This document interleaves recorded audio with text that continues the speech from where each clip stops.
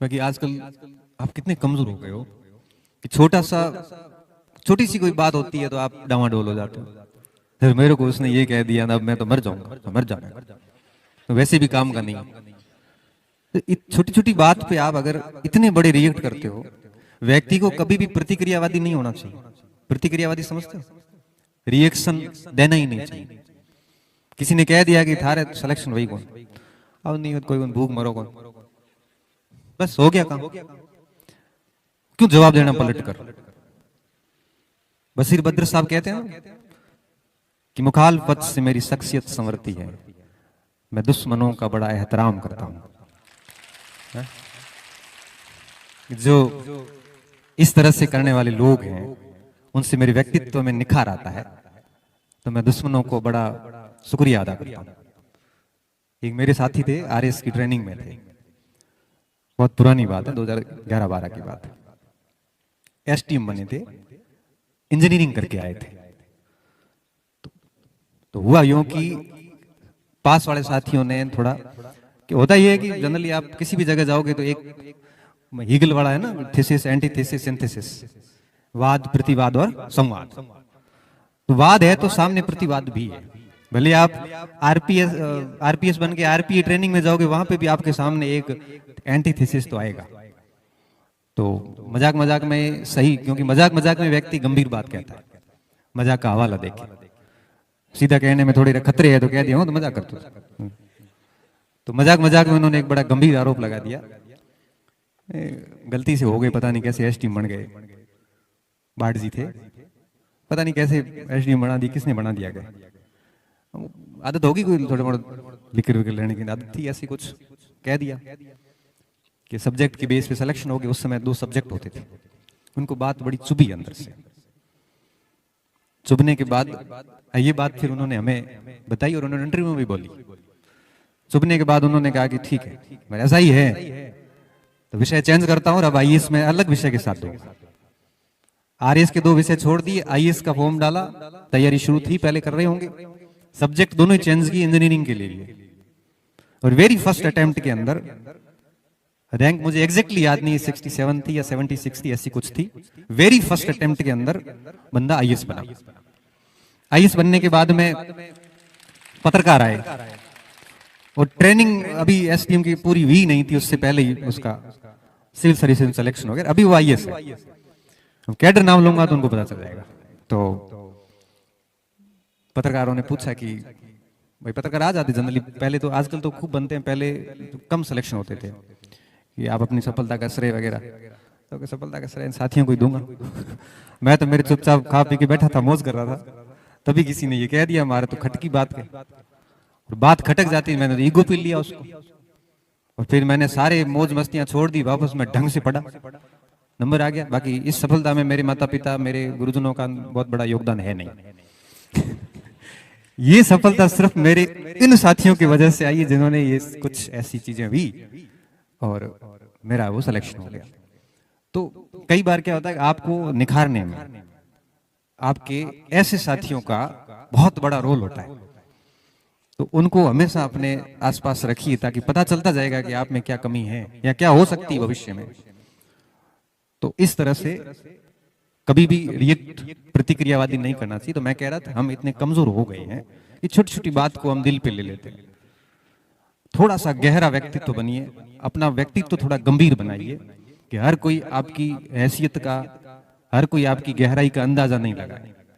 हर व्यक्ति आपकी गहराई का अगर अंदाजा लगा पा रहा है ना, इसका मतलब ये है कि आपको कोई सीरियस नहीं लेगा भाई, सीधी सीधी बात है।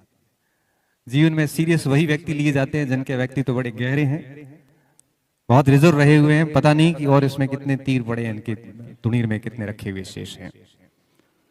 तो बहुत मेहनत कीजिए, और कोशिशें कभी भी व्यर्थ नहीं जाती। ये हम उन रास्तों से गुजरे हैं तो हमें पता है।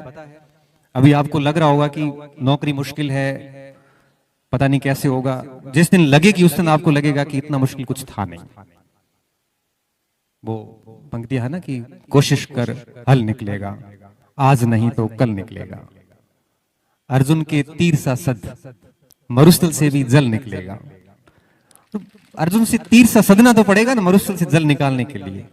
खाद डाल, पानी दे, बंजर भूमि से भी फल निकलेगा।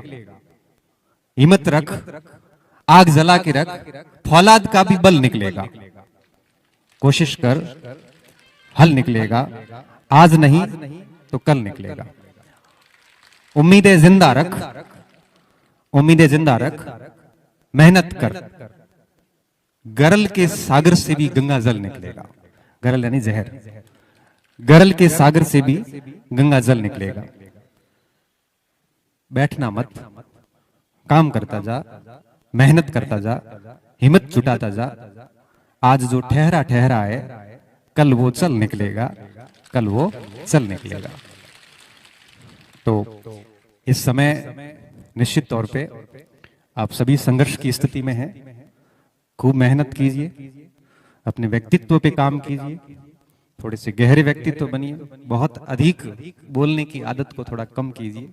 कुछ लोगों के सामने अधिक बोलिए, कुछ लोगों के सामने, क्योंकि आज की स्थिति ये है कि आप कहीं पर भी बैठ के कुछ भी बोलोगे, उसको बहुत जूम करके 10 जगह पहुंचाया जाएगा।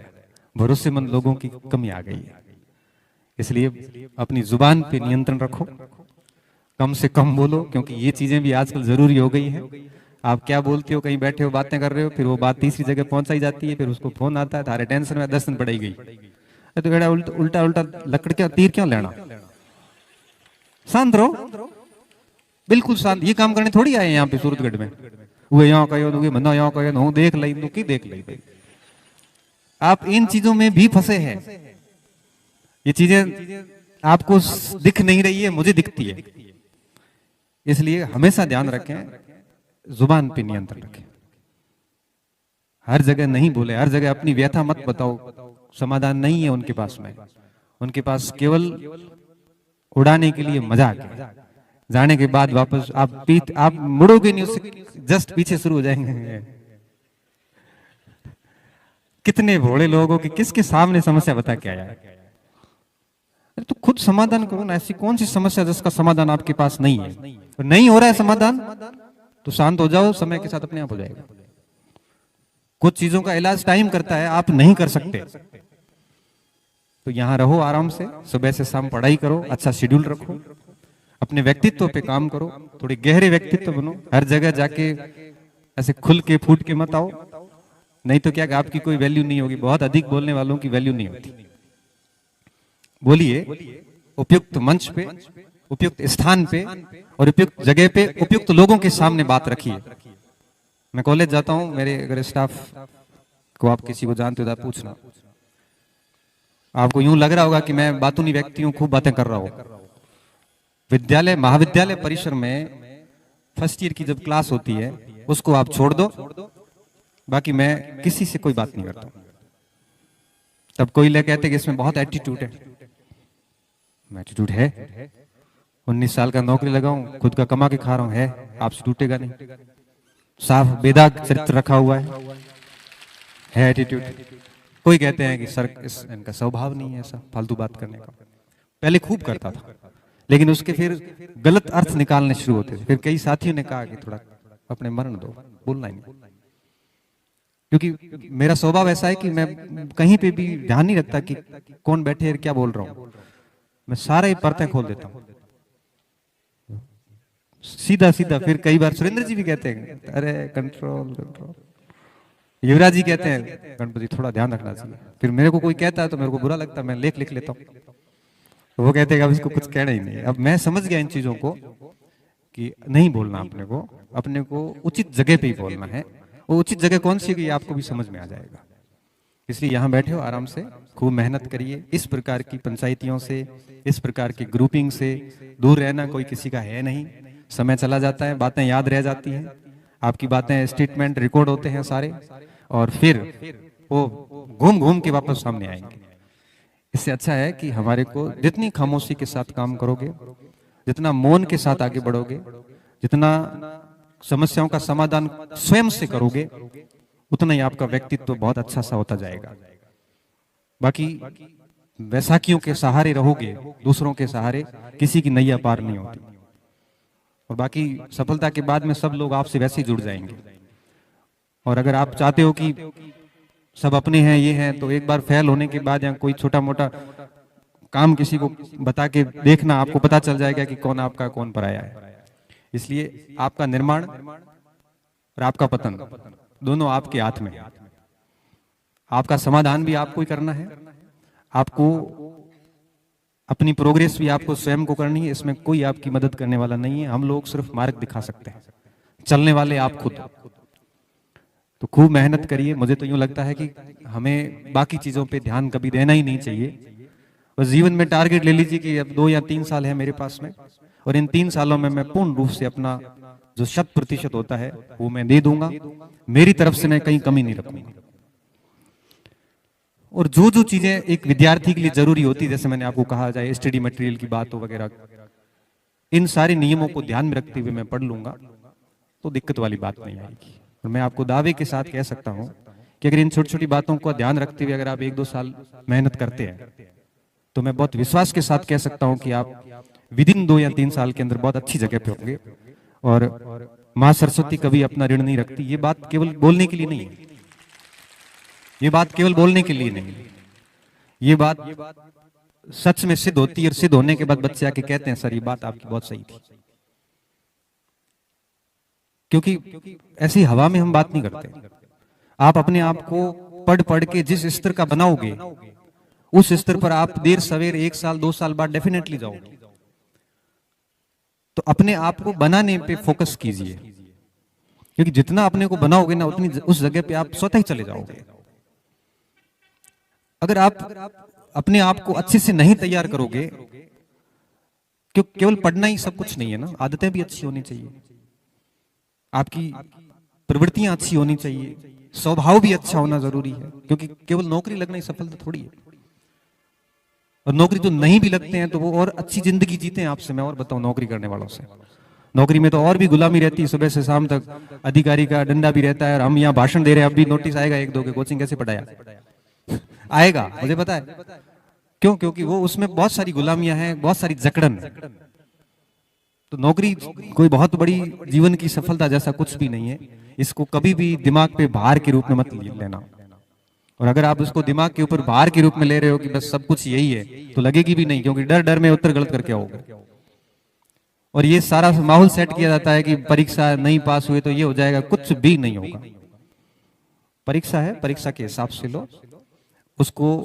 बहुत ज्यादा सीरियस लेने की आवश्यकता नहीं है, बहुत ज्यादा डरने की आवश्यकता नहीं है। हाँ, मेहनत करते जाओ, और जो बहुत सारी सहूलियतें हैं आपको पास में, जो सुविधाएं हैं, उन सुविधाओं का अच्छे से उपयोग करोगे तो ज्यादा बेहतर रहेगा। क्योंकि कई बार क्या होता है कि सहूलियतें आपको अपाहिज बना देती हैं।